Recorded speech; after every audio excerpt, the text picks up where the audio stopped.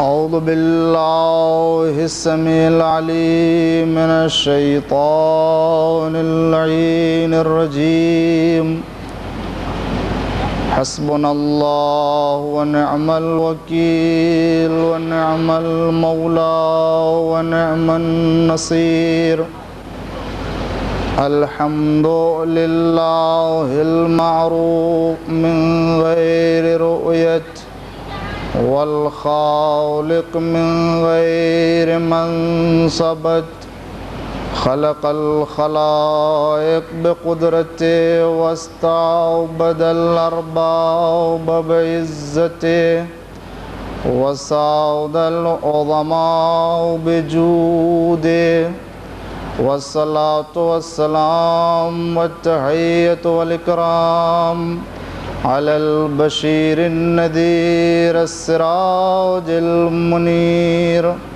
حبيب إله العالمين أبي القاسم محمد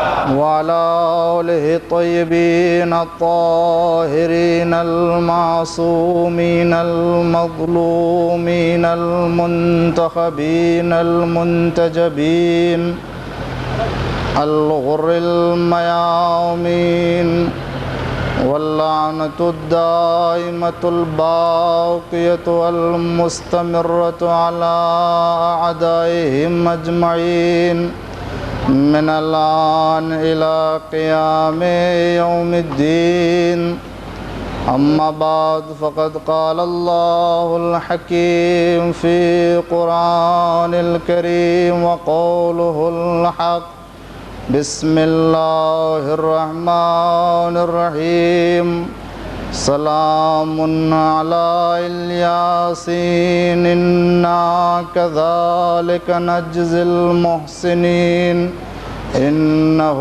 من عبادنا المؤمنين صلوات پڑھیں محمد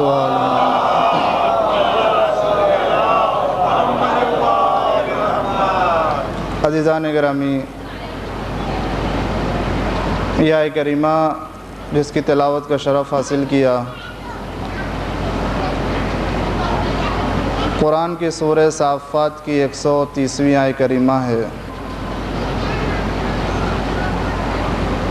جس میں پروردگار عالم خاص لوگوں کا تذکرہ کر رہا ہے اور اپنی بارگاہ میں ان لوگوں کا ذکر کر رہا ہے جو لائق سلام ہیں۔ ارشاد ہوتا ہے سلام علی الیاسین انا کذالک نجزی المحسنین، سلام ہو آل یاسین پر، ہم اسی طرح نیک عمل کرنے والوں کو جزا دیا کرتے ہیں۔ انہو من عبادنا المؤمنین، کہ وہ میرے مومن بندوں میں سے تھے اور وہ صاحبان ایمان میں سے تھے۔ آپ اس بات کی طرف متوجہ رہیں کہ پروردگار عالم نے جب اپنی بارگاہ میں ان لوگوں کا ذکر کیا جو لائق سلام ہیں، تو یہ دیکھیں کہ اس کے بعد پروردگار عالم کس عنوان سے ان کے بارے میں پھر تذکرہ کر رہا ہے۔ سلام کا ذکر کرنے کے بعد یہ ارشاد ہوتا ہے کہ انا کذالک نجزی المحسنین، ہم اسی طرح حسن عمل کرنے والوں کو جزا دیا کرتے ہیں، اور وہ میرے مومن بندوں میں سے تھے۔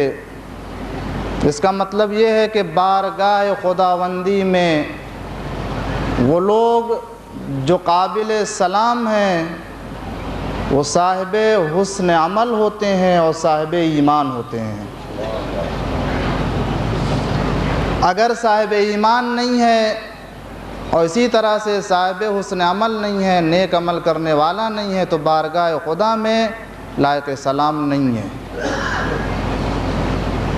آپ اندازہ کریں پروردگار عالم نے یہ ان کا تذکرہ کیا ہے کہ جن کو اس نے لائق سلام سمجھا ہے، لیکن کیا اور ہیں جن کے لیے پروردگار عالم نے اس طرح سے ذکر کیا قرآن میں؟ اور اتفاق سے اسی سورہ مبارکہ میں متعدد مقامات کے اوپر انبیاء کے اوپر بھی سلام کا ذکر ہوتا ہے۔ سلام علی موسیٰ و ہارون، سلام علی نوح فی العالمین، سلام علی ابراہیم، سلام ہو ابراہیم کے اوپر، اور سلام ہو موسیٰ و ہارون کے اوپر، سلام ہو نوح کے اوپر، اور سلام ہو انبیاء و مرسلین پر۔ انبیاء کو بھی پروردگار عالم نے اپنی بارگاہ میں لائق سلام سمجھا، اور انبیاء میں سے جو لوگ لائق سلام تھے ان کا نام بھی لیا۔ اے ابراہیم، تم بھی میری بارگاہ میں لائق سلام ہو۔ اے نوح، تم بھی میری بارگاہ میں لائق سلام ہو۔ اے موسیٰ و ہارون، تمہارے لیے بھی تذکرہ کر رہا ہوں۔ مگر جس انداز سے، جس شان سے پروردگار عالم نے اس آیت کریمہ میں سلام کا ذکر کیا ہے، کسی آیت میں سلام کا ذکر نہیں پایا جاتا ہے۔ توجہ چاہتا ہوں عزیزان گرامی، اس آیت کریمہ کے حوالے سے میں آپ کے حوالے کچھ کرنا چاہتا ہوں، اور جس عنوان سے اور جس ذکر کے لیے ہم یہاں بیٹھے ہوئے ہیں، آئیے شاید کچھ مزید معرفت کے ساتھ امام کی بارگاہ میں آ کر کے سلام کریں اور زیارت کریں۔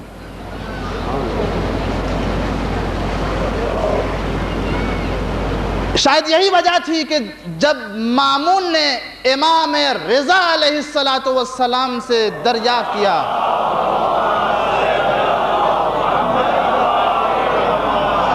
کہ کیا قرآن میں یہ آیت کریمہ کہ ان اللہ ملائکتہ یصلون علی النبی پروردگار عالم نے نازل کیا، کیا اس آیت کریمہ کے علاوہ بھی کوئی آیت ہے جو آل محمد کی فضیلت کو صاف طور سے، واضح طور سے بیان کر رہی ہو؟ ایک مرتبہ 8ویں امام متوجہ ہوتے ہیں، تمام دربار بھرا ہوا ہے علماء سے، مناظرہ کے لیے بلائے گئے تھے، حاکم وقت بھی بیٹھا ہوا ہے اور امام بھی بیٹھے ہوئے ہیں، علماء کا مجمع ہے، اور مامون نے یہ سوال کر دیا، اس آیت کریمہ کے علاوہ کہ جس میں خداوند عالم نبی کے اوپر درود بھیج رہا ہے اور مومنین کو درود بھیجنے کا حکم دے رہا ہے، اے فرزند رسول، میں یہ پوچھنا چاہتا ہوں کہ کیا قرآن میں اس آیت کریمہ کے علاوہ بھی کوئی آیت ہے جس میں صاف طور سے، واضح طور سے یہ بیان کیا گیا ہو، آل محمد کے کمال کو، فضیلت کی طرف ان کے اشارہ کیا گیا ہو؟ تو ایک مرتبہ امام علیہ السلام نے اسی آیت کریمہ کی تلاوت کی، سلام علی الیاسین انا کذالک نجزی المحسنین، سلام ہو آل یاسین کے اوپر۔ اور اس کے بعد آپ متوجہ ہوئے دربار میں بیٹھے ہوئے علماء کی طرف، یہ بتائیے کیا تم کو اس بات میں شک ہے کہ یاسین لقب پیغمبر کے علاوہ کس اور کا ہے؟ سب نے مل کر کے کہا نہیں، اس میں تو کسی طرح کوئی شبہ ہی نہیں ہے، یاسین لقب پیغمبر اکرم صلی اللہ علیہ وآلہ وسلم کا ہے۔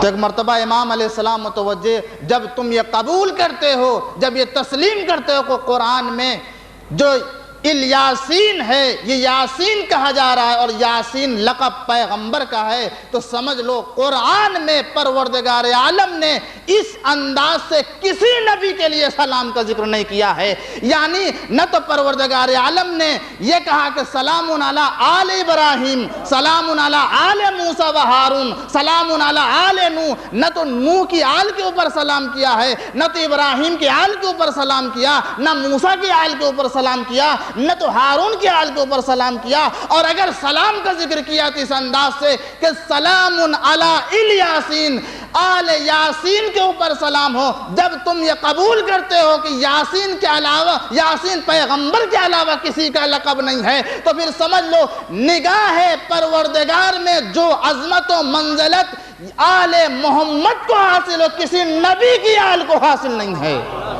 ایک صلوات پڑھ دے محمد و آل محمد پر۔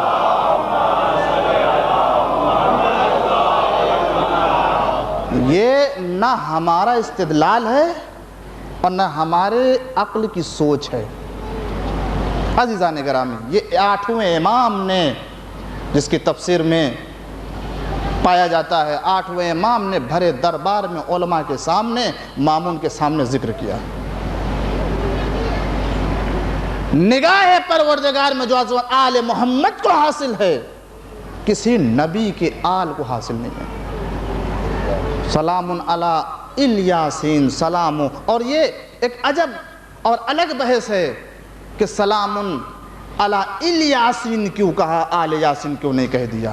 میں اسے آپ کی خدمت میں نہیں بیان کرنا چاہتا ہوں، ورنہ اس سلسلے میں بحث پائی جاتی ہے۔ تفسیر میں جائیے، ائمہ معصومین علیہ السلام سے روایتیں پائی جاتی ہیں، کیوں نہیں صاف صاف کہہ دیا سلام علی آل محمد؟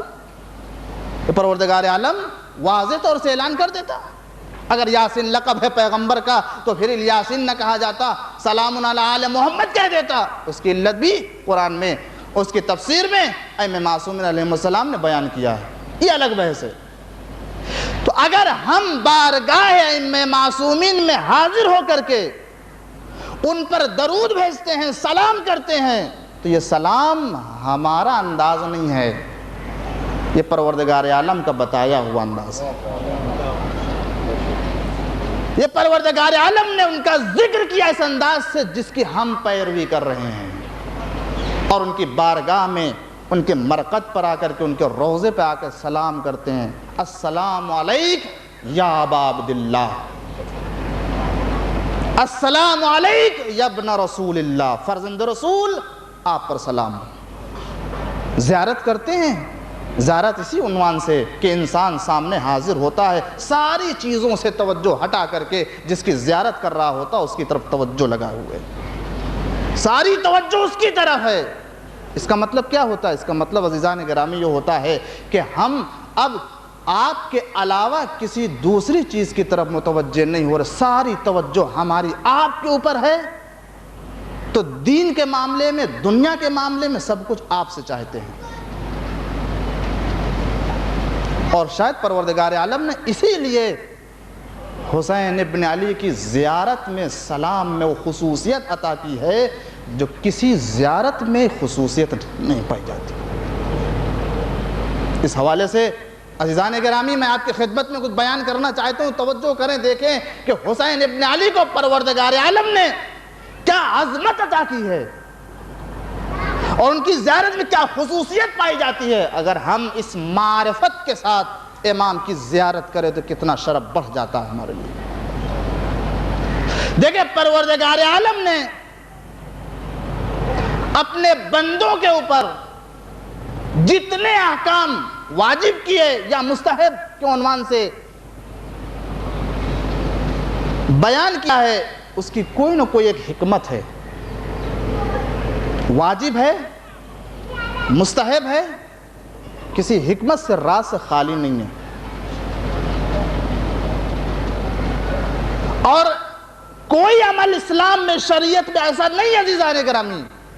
آپ اندازہ کریں امام حسین علیہ السلام کی زیارت کی خصوصیت اور عظمت کہ جو پروردگار عالم نے انہیں عطا کیا ہے۔ خدا کی شریعت بھی ہے اور اسی شریعت کے ایک جز ہے کہ ہم امام معصوم کے اوپر ان کی بارگاہ میں آ کر کے سلام کریں، یہ بھئی عبادت ہے، اور اس کے ذریعے بھی ہم خدا سے قربت حاصل کرتے ہیں۔ زیارت عاشورہ کا فقرہ پڑھیے، اللہم انی اتقرب، پروردگار میں تقرب حاصل کرتا ہوں۔ اور یہ زیارت عاشورہ کیا ہے؟ حدیث قدسی ہے۔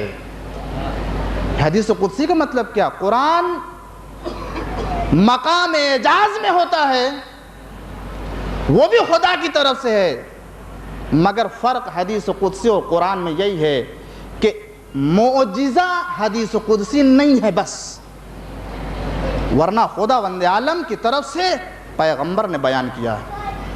تو زیارت عاشورہ جب حدیث قدسی ہے تو پھر اس کے ایک ایک جملے، ایک ایک کلمے، ایک ایک لفظ وہ ہماری عقل، ہماری دماغ کی سوچ نہیں ہے۔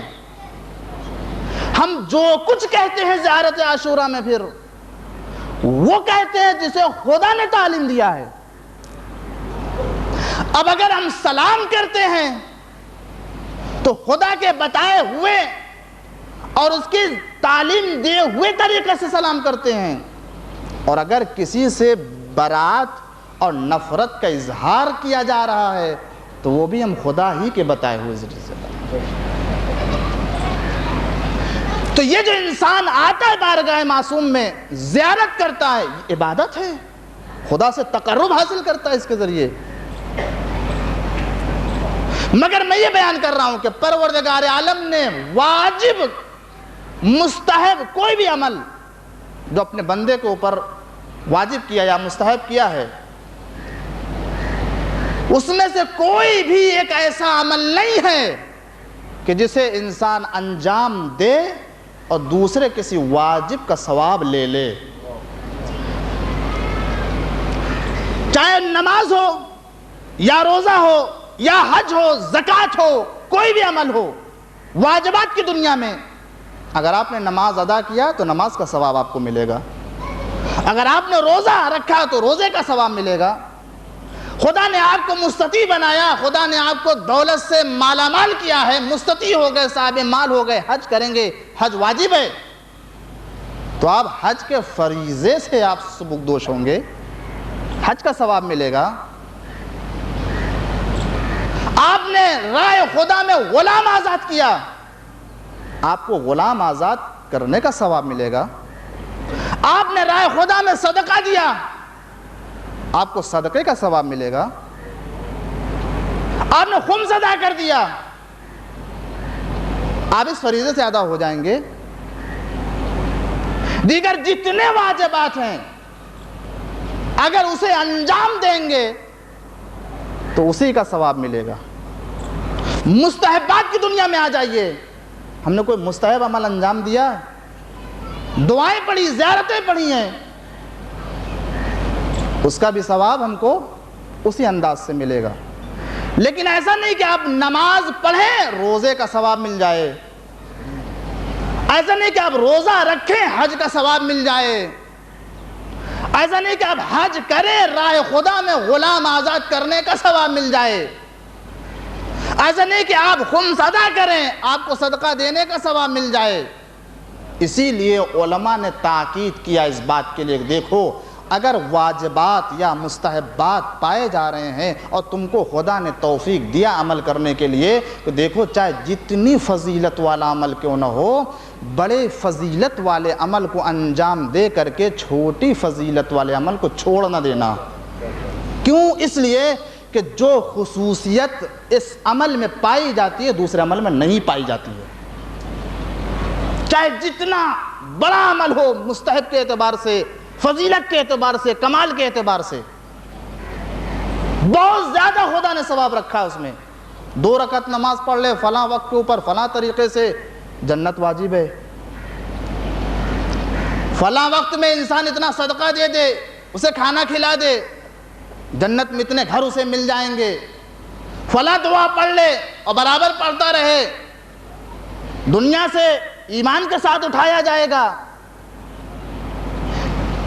جتنے بھی عمل پائے جاتے ہیں علماء نے کہا کہ اس عمل کو اسی کے ساتھ انجام دینا چاہیے، نہ کہ انسان کسی بڑی فضیلت والے عمل کو انجام دیا اور اس کے بعد کہ چلیے یہ تو چھوٹا عمل ہے اسے نہیں، چھوٹے عمل میں بھی جو خصوصیت پروردگار عالم نے رکھی ہے وہ بڑے میں نہیں ہے۔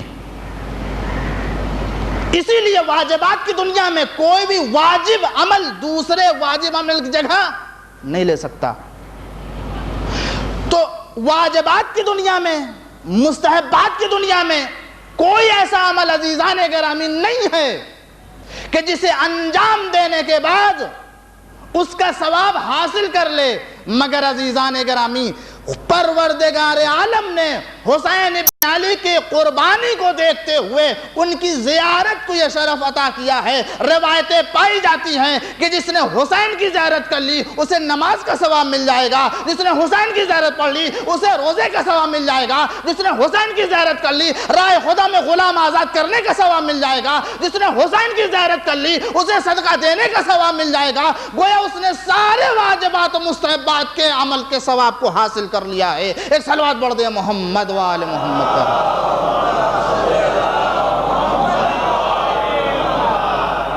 یہ پروردگار عالم نے حسین ابن علی کی زیارت میں خصوصیت عطا کی ہے۔ مگر یہیں یہ بات یاد رہے عزیزان گرامی، اگر یہ خصوصیت، یہ کمال، یہ فضیلت پروردگار عالم نے عطا کی ہے تو اس کا یہ مطلب نہیں ہوتا ہے کہ ہم زیارت پڑھ لیں نماز نہ پڑھیں۔ اس کا یہ مطلب نہیں ہوتا کہ ہم زیارت کر لیں روزہ نہ رکھیں۔ اس کا یہ مطلب نہیں ہوتا کہ ہم زیارت کرتے رہیں واجبات کو چھوڑتے رہیں۔ اس کا یہ مطلب نہیں ہوتا کہ حسین ابن علی کی زیارت میں خصوصیت پروردگار عالم نے رکھی ہے تو زیارت پڑھ لیں اور واجبات کی دنیا سے دور رہیں۔ نہیں، واجبات اپنی جگہ پر ہے اور حسین ابن علی کی زیارت کی فضیلت و کمال اپنی جگہ پر ہے۔ یہ پروردگار عالم نے حسین ابن علی کی قربانی کو دیکھتے ہوئے عطا کی ہے، لہٰذا ہم جب آئے بارگاہ معصوم میں تو اس معرفت کے ساتھ آئیں کہ پروردگار عالم نے جو عظمت عطا کی ہے اس عظمت کو ہم حاصل کر لیں۔ زیارت میں جو خصوصیت عطا کی ہے اس خصوصیت کو ہم حاصل کر لیں، ورنہ آپ دیکھیں کیا پروردگار عالم نے قرآن کریم میں کس انداز سے لوگوں کو خطاب کیا ہے۔ ایک جگہ ارشاد ہوتا ہے یا ایھا الناس اعبدوا ربکم الذی خلقکم، اے لوگو تم اپنے اس پروردگار کی عبادت کرو جس نے تمہیں پیدا کیا ہے۔ دیکھیں انسان عبادت کرتا رہے سب کچھ، مگر عبادت کے ساتھ جب تک معصومین علیہ السلام کا تمسک و ولایت اور ان کی زیارت کے عنوان سے ہدیہ نہیں ہوگا اس وقت تک عبادت میں کوئی لطف نہیں آئے گا۔ اس انداز سے پروردگار عالم خطاب کرتا ہے کہ اے لوگو جس نے تمہیں پیدا کیا ہے اس کی عبادت کرو۔ آپ دیکھیں واقعاً آپ اپنی عمر کا حساب لگائیے، ہر شخص بیٹھا ہوا اس وقت جتنے سال کا ہے اور غور کرے کہ واقعی پروردگار عالم نے جو عبادت کا مطالبہ کیا ہے ہم سے، کیا پوری عمر میں، سال میں، مہینے میں، ہفتے میں، دن میں، لمحے میں، ساتھ میں کوئی ایسی عبادت کی ہے کہ جو واقعی عبادت کا حق ہو ادا کیا اس نے؟ اور جس عبادت کا مطالبہ پروردگار عالم نے کیا واقعی وہ عبادت انجام دی ہو؟ جو عبادت ملائکہ کرتے ہیں ایسی عبادت اس نے انجام دی؟ جو عبادت انبیاء کرتے ہیں کیا وہ عبادت اس نے کی؟ وہ عبادت جو مومنین کرتے ہیں کیا وہ عبادت کی؟ یا وہ عبادت جو واقعی بندگان صالح میں سے لوگ انجام دیتے ہیں کیا ایسی عبادت کی اس نے؟ اگر انسان محاسبہ کرے اپنے نفس کا اور دیکھے واقعی اب تک جو اس نے خدا کی عبادت کی ہے کیا واقعی ملائکہ جیسی یا مومنین میں سے کسی ایک کی یا انبیاء میں سے کسی ایک جیسی عبادت کی ہے اس نے؟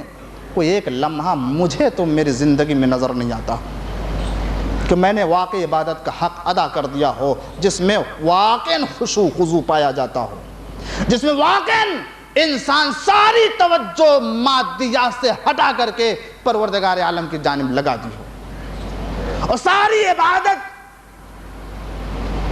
میں جو واقعی خلوص ہونا چاہیے خداوند عالم کی اس طرح سے انجام دی ہو۔ نہ تو ملائکہ جیسی میں دیکھتا ہوں، نہ تو میں نے ملائکہ جیسی عبادت کی ہے، نہ تو انبیاء جیسی عبادت کی، اور نہ ہی بندگان صالح مومنین جیسے عبادت کی ہے۔ تو عزیزان گرامی جب طے ہے یہ بات کہ ہم نے نہ تو انبیاء جیسی عبادت کی، نہ ملائکہ جیسی عبادت کی ہے، نہ بندگان صالح جیسی عبادت کی، تو اس کا مطلب یہ ہے کہ واقعی جو بندگان خدا سے خدا کا مطالبہ ہے کہ عبادت کرے، گویا وہ عبادت کا حق ابھی تک اس نے ادا نہیں کیا ہے۔ مگر عزیزان گرامی، پروردگار عالم حسین ابن علی کی زیارت کے لیے فرماتا ہے، اور روایتیں اس سلسلے میں پائی جاتی ہیں کہ جس نے حسین ابن علی کی زیارت کر لی اس نے گویا ملائکہ کی عبادت کا ثواب حاصل کر لیا ہے، جس نے حسین کی زیارت کر لی اس نے انبیاء کی عبادتوں کا ثواب حاصل کر لیا، اور تمام صالح و مومنین لوگوں کی عبادت کا ثواب حاصل کر لیا۔ یہ پروردگار عالم نے حسین ابن علی کی زیارت میں جو شرف رکھا ہے، آپ دیکھیں واقعاً ہم کیا ملائکہ جیسی عبادت کر سکتے ہیں؟ کوئی دعویٰ نہیں کر سکتا۔ کیا انبیاء جیسی عبادت کی؟ نہیں، کوئی دعویٰ نہیں کر سکتا ہے۔ اسی لیے آسمان پر مشغول فرشتے عبادت میں، جو رکوع میں ہیں رکوع میں، جو سجدے میں ہیں سجدے میں، جو قیام میں ہیں قیام میں، وہ مگر کوئی ایسا دن نہیں گزرتا کہ بارگاہ خدا میں درخواست نہ کرتے ہوں پالنے والے مجھے اجازت دے دے کہ میں زمین پر جا کر کے تیرے حسین کے قبر کی زیارت کر سکوں۔ وہ ملائکہ جو رکوع میں ہیں، جو سجدے میں ہیں، جو قیام میں ہیں اور ہمیشہ عبادت میں مشغول ہیں،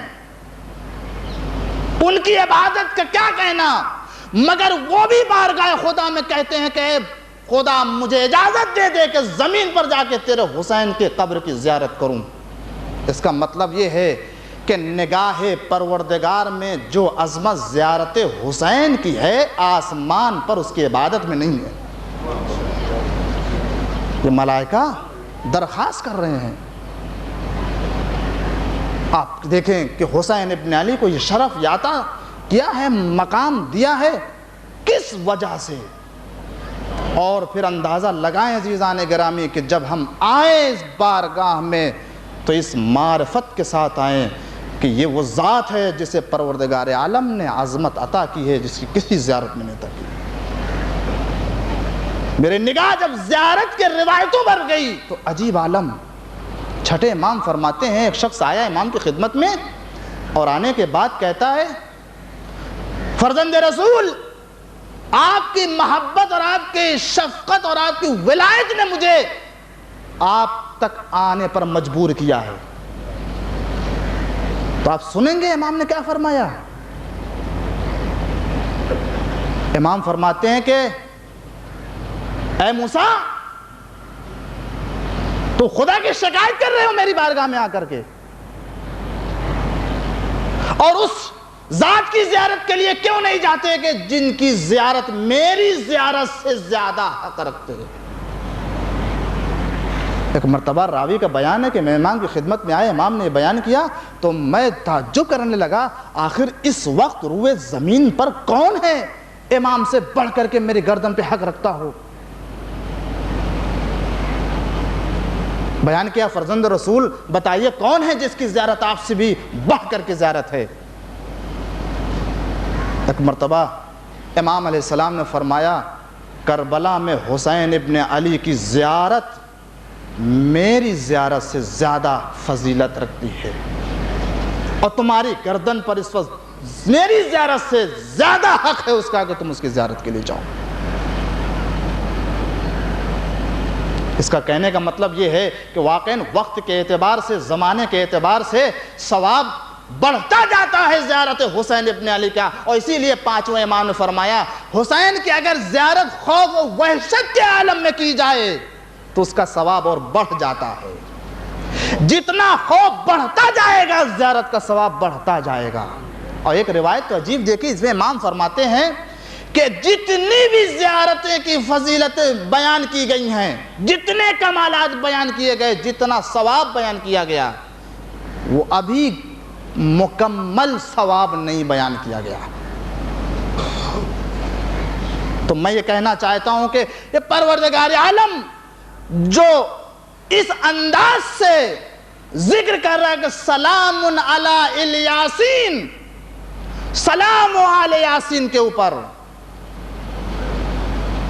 اس کے بعد کہ ان کذالک نجزی المحسنین، ہم صاحبان عمل کو اسی طرح سے جزا دیا کرتے ہیں۔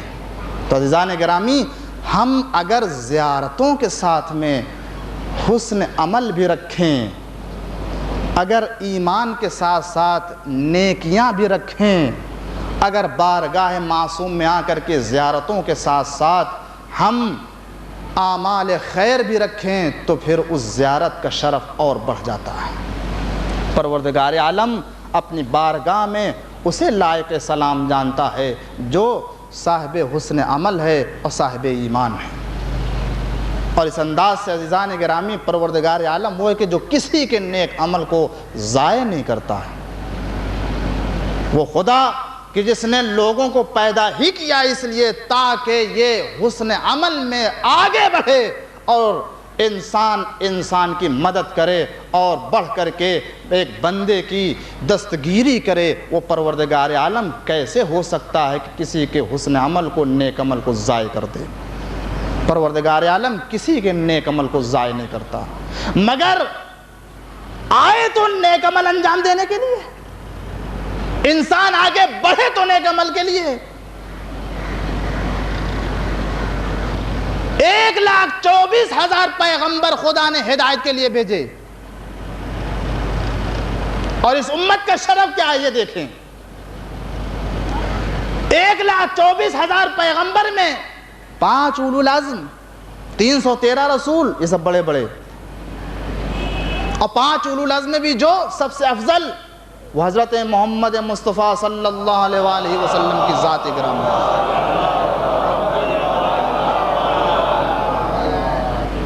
یعنی ہماری ہدایت کے لیے جس نبی کا انتخاب کیا وہ افضل نبی، تمام نبیوں میں سب سے افضل نبی۔ اور اس کے بعد دیکھیے پروردگار عالم نے ہمارے ہدایت کے لیے کتاب کا جو انتظام کیا، وہ کتاب کیسی؟ آپ جانتے ہیں صحیفے بہت سے آئے خدا کی جانب سے، مگر جو مشہور کتاب آسمانی کتابیں 4 ہیں، توریت، انجیل، زبور، قرآن۔ مگر ہماری ہدایت کے لیے جس کتاب کو قرار دیا وہ سب سے بلند کتاب قرآن کریم۔ اب اس کے بعد جس دین کو ہماری ہدایت کے لیے قرار دیا وہ کون سا دین؟ پروردگار عالم نے ہر دور میں دین بھیجا ہے، مگر مکمل ترین دین جو پایا جاتا ہے وہ یہ دین ہے جسے پیغمبر اسلام نے پہنچایا ہے۔ تو ہماری ہدایت کے لیے جس دین کو قرار دیا وہ مکمل ترین دین اور افضل ترین دین ہے۔ اور اس کے بعد سلسلہ رسالت کے بعد سلسلہ وصایت اور امامت میں جو آخری فرد ہے ہادی کو عنوان سے، وہ ہے جو پردے غیب میں محفوظ ہے اور پروردگار عالم نے اسے ہدایت کے لیے مقرر کیا ہے۔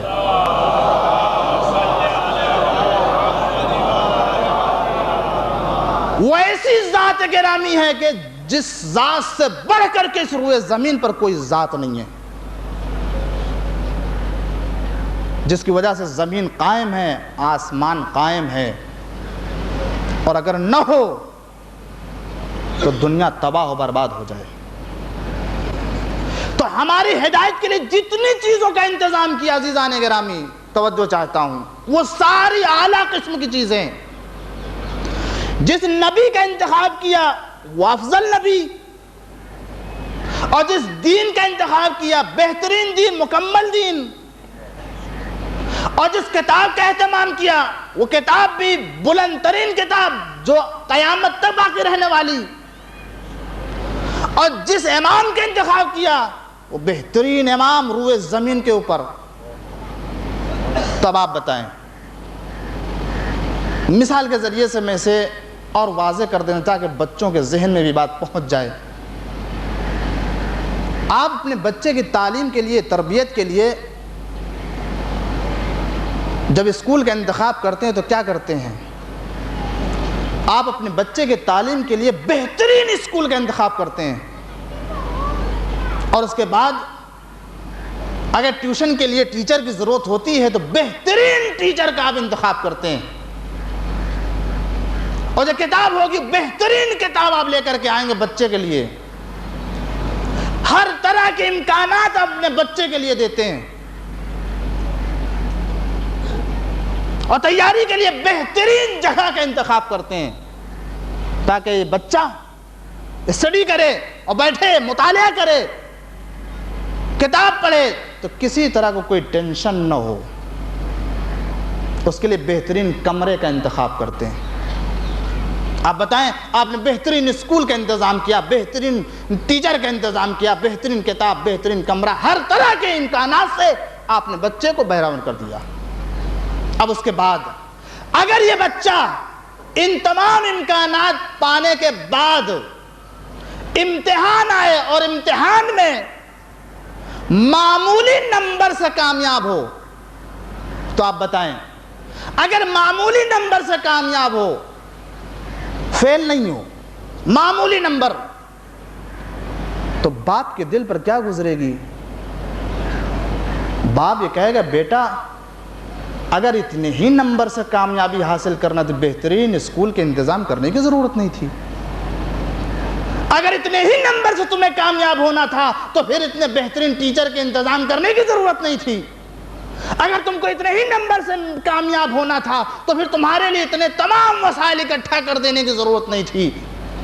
میں نے اس لیے یہ تمام اہتمام کیا، انتظام کیا تاکہ تم بہترین نمبر سے کامیاب ہو جاؤ۔ عزیزان گرامی، ایک انسان جو باپ کی منزلت رکھتا ہے وہ تو یہ توقع رکھتا ہے اپنے بیٹے کے لیے کہ جب ہر طرح کے امکانات مہیا کر دیے ہیں تو پھر بہترین نمبر سے کامیاب ہونا چاہیے۔ عزیزان گرامی، وہ پروردگار، وہ امام، وہ رسول کہ جس نے ہمارے لیے ہدایت کے بہترین امکانات دیے ہیں، تو جب خداوند عالم کی نگاہ ہم بندوں کے اوپر پڑتی ہے تو کیا خدا نہیں چاہتا کہ یہ میرے بندے بھی مقام عمل سے آگے ہوں؟ ایک صلوات پڑھ دیں محمد وآل محمد پر۔ اس لیے کہ انسان اس دنیا میں آیا ہے اس لیے تاکہ خدا کے بتائے ہوئے راستے کے اوپر چلے، ایک اصول بنا کر کے زندگی گزارے اور ایک قانون کے تحت زندگی گزارے۔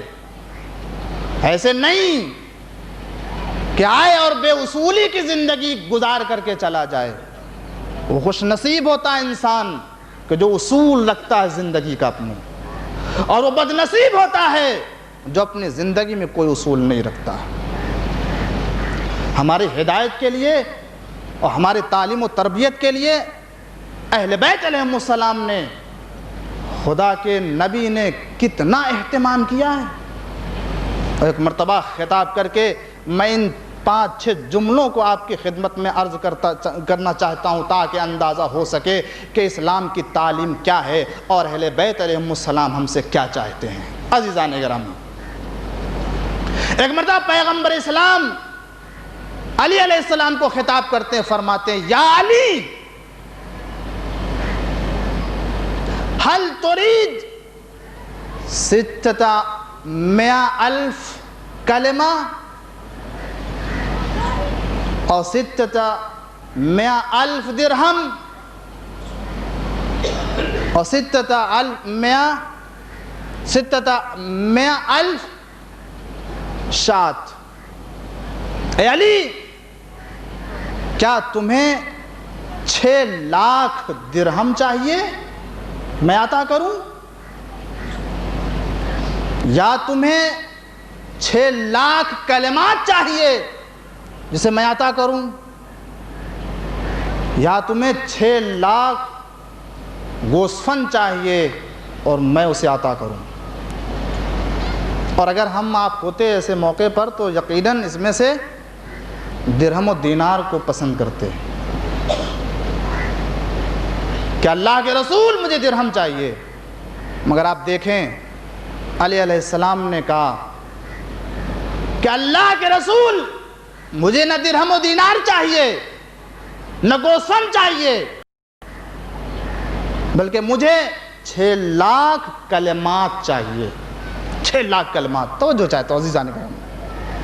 پیغمبر اسلام نے فرمایا علی اگر تمہیں 6 لاکھ کلمات چاہیے ہیں تو اج اجمع لکا، میں تمہارے لیے 6 لاکھ کلمات کو 6 کلموں میں ادا کر دیتا ہوں، جمع کر دیتا ہوں. 6 لاکھ کلموں کو 6 کلموں میں جمع کرتا ہوں. آپ سنیں عزیزان کرام، 6 کلمے کیا ہیں جسے اللہ کے رسول نے امیر المومنین علیہ السلام کے لیے بیان کیا. مگر یاد رکھیں عزیزان گرامی، یہ 6 کلمات مولا کائنات کے لیے پیغمبر اسلام نے فرمایا تو یہ ہمارے لیے نمونہ عمل ہے. یہ گویا غیر مستقیم طریقے سے ہم کو بتایا جا رہا ہے، اس لیے کہ مولا کائنات کو اس کی ضرورت نہیں تھی. اس کے بعد فرماتے ہیں یا علی اذا رأیت الناس یشتغلون بالفضائل فاشتغل انت بالفرائض. اے علی، جب تم دیکھنا کہ لوگ بڑے بڑے مستحب اعمال کی طرف بھاگ رہے ہیں، فضائل کی طرف جا رہے ہیں، کمالات کو حاصل کرنے کے لیے جا رہے ہیں، واجبات کو چھوڑ دے رہے ہیں، تو اے علی فاشتغل انت بالفرائض، تو تم فرائض میں مشغول ہو جانا اور واجبات کی طرف متوجہ ہو جانا. اس کے بعد فرماتے ہیں یا علی اذا رأیت الناس یشتغلون بعمل الدنیا فاشتغل انت بعمل الآخرہ. اے علی، جب تم یہ دیکھنا کہ لوگ دنیا میں لگے ہوئے ہیں اور مادیات میں الجھے ہوئے ہیں، تو علی تم آخرت کی فکر کرنا. یہ دوسرا کلمہ تھا. اور اس کے بعد فرماتے ہیں اے علی اذا رأیت الناس یشتغلون بعیوب الناس فاشتغل انت بعیوب نفسک. اے علی، جب تم یہ دیکھنا کہ لوگ ایک دوسرے کے عیب کو بیان کر رہے ہیں، ایک دوسرے کے نقص کو نکال لیں، کمی کو نکال لیں، تو اے علی فاشتغل انت بعیوب نفسک، تم اپنے نفس کے عیب کی طرف متوجہ رہنا. یہ مولا کے لیے نہیں فرما رہے ہیں کون سا نقص، کون سی کمی مولا کے اندر پائی جاتی ہے، کون سا عیب ہو سکتا ہے جو مولا کے نفس میں پایا جائے. کہ پیغمبر اسلام علی کو خطاب کر کے ہم سے کہنا چاہتے یا علی اذا رأیت الناس، جب تم لوگوں کو دیکھنا کہ لوگ دوسرے کے عیب کو بیان کر رہے ہیں، تو تم اپنے نفس کے عیب کی طرف متوجہ ہونا. اس لیے کہ یہ ہے کہ جب انسان دوسرے کی طرف انگلی اٹھاتا ہے، اور اٹھانے روایت میں بھی ہے کہ جب دوسرے کی طرف انگلی اٹھائے، اگر اٹھانے سے پہلے تھوڑی دیر کے لیے اپنی طرف متوجہ ہو جائے تو پھر کبھی بھی دوسری طرف انگلی نہیں اٹھائے گا. یہ روایت کا فقرہ ہے. کبھی بھی دوسرے کے عیب کی طرف انسان نگاہ کر ہی نہیں سکتا جب دوسرے کے عیب کو نکالنے سے پہلے اپنے عیب کی طرف متوجہ ہو جائے. 6 لاکھ کلموں کو 6 کلمے میں پیغمبر اسلام نے اسی لیے سمو دیا ہے. یہ 3 کلمے ہوئے. چوتھا کلمہ یا علی اذا رأیت الناس یشتغلون بکثرت العمل فاشتغل انت بصفوت العمل. اے علی، جب تم یہ دیکھنا کہ لوگ کثرت عمل کی طرف دوڑ رہے ہیں اور عمل ہی عمل کرتے جا رہے ہیں، عمل ہی عمل ان کی زندگی میں، اور عمل کی کیفیت کے اوپر نظر نہیں ہے، تو اے علی تم اعمال کی پاکیزگی کی طرف متوجہ ہونا. کیوں؟ اس لیے کہ عمل انجام دینا، صرف نماز پڑھ لینا، روزہ رکھ لینا، عبادیات میں انسان اپنے کو مشغول کر لے، یہ کافی نہیں ہے. یہ دیکھے نماز کیسے پڑھ رہا ہے، آیا دیگر تمام حقوق کو ادا کر کے پڑھ رہا ہے یا دوسرے کے حق کو چھین کے پڑھ رہا ہے. آیا اس عمل کے ساتھ میں پروردگار عالم نے اور جو شرائط رکھے وہ شرائط پائے جاتے ہیں یا نہیں پائے جاتے ہیں. کیفیت عمل کو دیکھنا، کثرت عمل نہیں. اور اس کے بعد فرماتے ہیں یا علی اذا رأیت الناس یشتغلون بتزئین الدنیا فاشتغل انت بتزئین الآخرہ. اے علی جب تم یہ دیکھنا کہ لوگ اپنی دنیا کی زینت میں مشغول ہیں اور دنیا کی آرائش میں مشغول ہیں، دنیا کو سجانے میں لگے ہوئے ہیں، تو تم آخرت کے سجانے میں مشغول ہو جانا۔ جو کچھ انسان لے کے جانے والا ہے وہاں، وہ یہاں سے لے کے جائے گا، اور اگر ساری چیزوں کو یہی ہم نے جمع کر کے رکھ دی اور یہیں کے لیے سجایا اور وہاں کے لیے کچھ نہیں کیا، تو پھر وہاں یہاں کی چیزیں نہیں ملنے والی۔ وہ دار جزا ہے، وہاں جزا ملے گی، اب وہاں انسان عمل نہیں کر سکتا۔ یہ 5واں کلمہ اور آخری جملہ، یا علی اذا رأیت الناس